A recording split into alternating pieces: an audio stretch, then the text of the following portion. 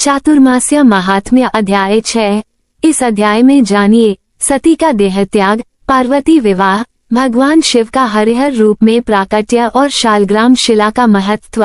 गालव जी कहते हैं, भगवान विष्णु जिस प्रकार शालग्राम शिला के स्वरूप को प्राप्त हुए हैं और भगवान शिव भी जिस प्रकार लिंगाकार में स्थित हुए हैं, वो सब प्रसंग में तुमसे कहता हूँ, सुनो। पूर्व काल में ब्रह्मा जी के अंगूठे से प्रजापति दक्ष उत्पन्न हुए थे। दक्ष की सती नाम की एक पुत्री हुई, जो उत्तम लक्षणों से संपन्न और बड़ी साध्वी थी। विधि के ज्ञाता भगवान शंकर ने सती के साथ वेदोक्त विधि से विवाह किया। दक्ष प्रजापति का चित्त मोहवश मूर्ता को प्राप्त हो गया था। उन्होंने एक महान यज्ञ का आयोजन किया और उसमें भगवान शंकर के प्रति द्वेष भाव का परिचय दिया।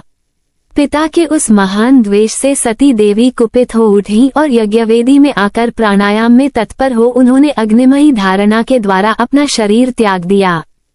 उनके शरीर में जो पैतृक अंश था, उसका परित्याग करके अपने भाग के साथ सती देवी ने मन ही मन शीतल हिमालय का चिंतन किया।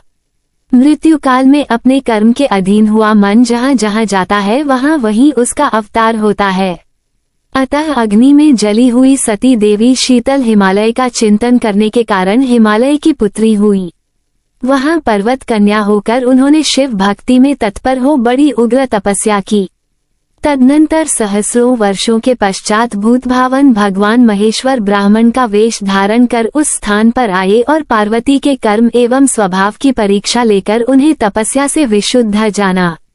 तत्पश्चात दिव्य शरीर धारण करके भगवान शिव ने पार्वती का हाथ पकड़ लिया और कहा, देवी, तुमने तपस्या से मुझे जीत लिया है, बोलो तुम्हारा कौन सा प्रिय कार्य करूं?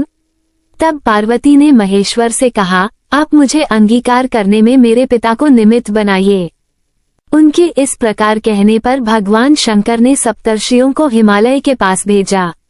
सप्तर्षियों ने हिमालय के पास जाकर लग्न का समय बतलाया और महादेव जी से सब समाचार कहकर वे अपने स्थान को चले गए। तदनंतर लग्न के दिन इंद्र आदि सब देवता ब्रह्मा, विष्णु और अग्नि को आगे करके आए और वर वेश में भगवान शंकर का दर्शन करके बड़े प्रसन्न हुए। हिमवान ने दूल्हा वेश में भगवान शंकर का दर्शन करके अपने को कृतार्थ माना और प्रसन्नता पूर्वक मधुपक आदि शुभ उपचारों से उनका पूजन किया। तत्पश्चात वेदोक्त विधि से उस गुणवती कन्या को हिमवान ने भगवान शिव को सौंप दिया। उसके बाद भगवान शिव ने अग्नि की परिक्रमा की और जब उनसे गोत्र आदि पूछा गया तब वे लज्जित से हो गए। तत्पश्चात ब्रह्मा जी के कथनानुसार विवाह की शेष विधि पूरी की गई। जो यज्ञ में चरु ग्रहण करते समय अपने 5 मुख प्रकाशित करने वाले हैं, वे ही भगवान महेश्वर गिरिराज नंदिनी के लिए सुंदर रूप और वेशभूषा संपन्न वर बने हुए विराजमान थे। पार्वती ने भगवान शंकर को ही अपना प्राणवल्लभ स्वीकार किया। विवाह के पश्चात दहेज देकर हिमालय ने शिव जी को विदा किया।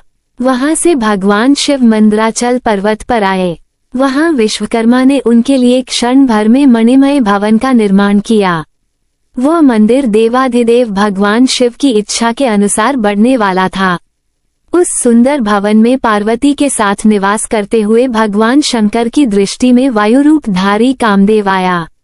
कामदेव ने शिव जी को देखकर इस प्रकार स्तवन किया, वृषभध्वज, आपको नमस्कार है, आप सर्वस्वरूप हैं, आपको नमस्कार है, आप गणों के स्वामी हैं, आपको नमस्कार है।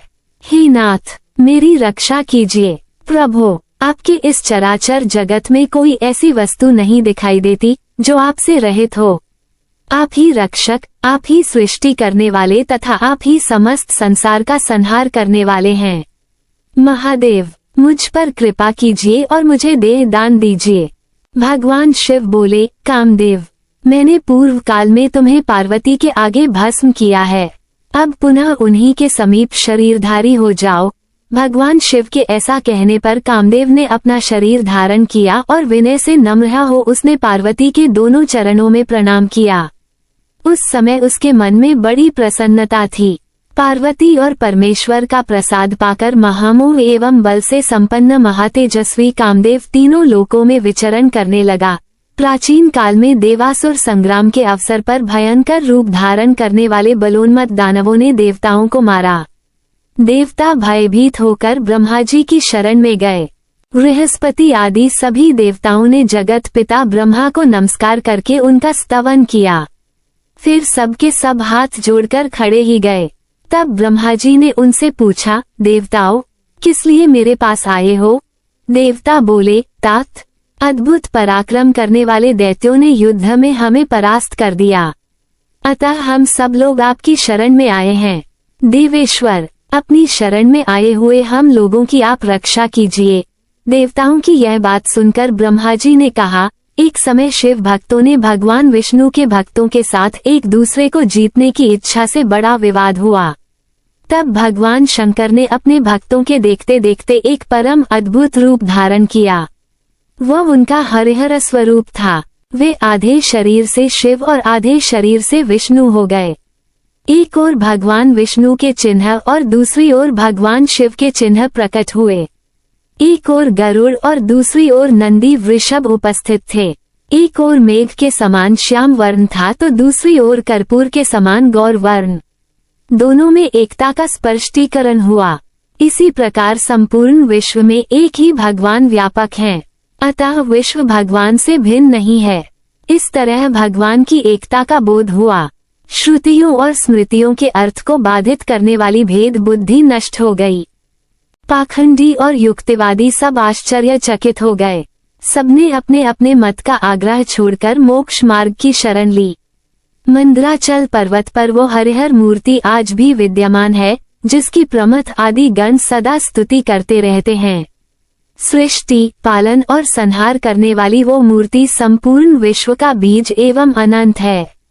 शिव और विष्णु की उस संयुक्त मूर्ति का स्मरण करने पर वह संपूर्ण पापों का नाश करने वाली है। वह परम सत्य एवं योगी पुरुषों के द्वारा चिंतन करने योग्य है। मुक्ति की इच्छा करने वाले मनुष्य उस मूर्ति का ध्यान करके परम पद को प्राप्त होते हैं। चातुर्मास्य में विशेष रूप से उसका ध्यान करके मनुष्य फिर मानव लोक में जन्म नहीं लेता। उस हरिहर मूर्ति के समीप जो लोग जाते हैं, उनका वे भगवान कल्याण करते हैं। ऐसा कहकर ब्रह्मा जी वहीं अंतर्धान हो गए। तत्पश्चात वे अग्नि आदि देवता मंदराचल पर्वत पर गए और भगवान महेश्वर को खोजते हुए वहीं भ्रमण करने लगे। तदनंतर चातुर्मास्य पूर्ण होने पर हरिहर स्वरूपधारी भगवान शिव उनके ऊपर प्रसन्न हो प्रत्यक्ष दर्शन देकर बोले, देवेश्वरों, अब तुम लोग जाओ और अपने अपने अधिकारों का उपभोग करो। मैंने उन दानवों को जिनसे तुम्हें भय था मार डाला है। तब प्रसन्नचित एवं बाधा रहित देवता कोटि कोटि विमानों के द्वारा अपने अपने अधिकारों को प्राप्त हुए। एक समय सब देवताओं तथा भगवान शिव और विष्णु के द्वारा भी पार्वती जी की इच्छा के प्रतिकूल कोई कार्य हो गया। इससे उन्होंने देवताओं को मर्त्यलोक में प्रस्तर प्रतिमा होने का शाप दिया। उसी समय उन्होंने भगवान विष्णु से कहा, आप भी मर्त्यलोक में शिलारूप होंगे और शिवजी को भी ब्राह्मणों के शाप से लिंगाकार प्रस्तर रूप प्राप्त होगा।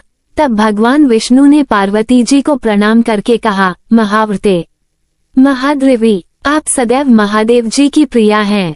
संपूर्ण भूतों की जननी, आपको नमस्कार है। आप कल्याणमयी हैं, आपको नमस्कार है। तब पार्वती जी ने प्रसन्न होकर कहा, जनार्दन, आप शिलारूप में रहकर भी योगीश्वरों को मोक्ष देने वाले होंगे। विशेषतः चातुर्मास्य में सब भक्तों की कामनाएं पूर्ण करने वाले होंगे। ब्रह्मा जी की प्यारी पुत्री जो गंडकी नाम वाली नदी है, वह महान जलराशि से भरी हुई और परम पुण्यदायिनी है। उसी के अत्यंत निर्मल नीर में आपका निवास होगा। पुराणों के ज्ञाता आपको 24 स्वरूपों में देखेंगे। आपके मुख में सुवर्ण होगा और शालग्राम आपकी संज्ञा होगी। गोलाकार तेजोमय शरीर अपूर्व शोभा से युक्त होगा। उस शालग्राम स्वरूप में आप संपूर्ण सामर्थ्य से युक्त होकर योगियों को भी मोक्ष देने वाले होंगे। शालग्राम शिला में व्याप्त हुए आपका जो मनुष्य पूजन करेंगे, उन भक्तों को आप मनोवांछित सिद्धि प्रदान करेंगे। गालव जी कहते हैं, महाशूद्र, भगवान विष्णु जिस प्रकार शालग्राम शिला में स्वरूप को प्राप्त हुए, वो सब प्रसंग मैंने तुम्हें बता दिया। संदर्भ, श्री स्कंद महापुराण। जय जय श्री राधे।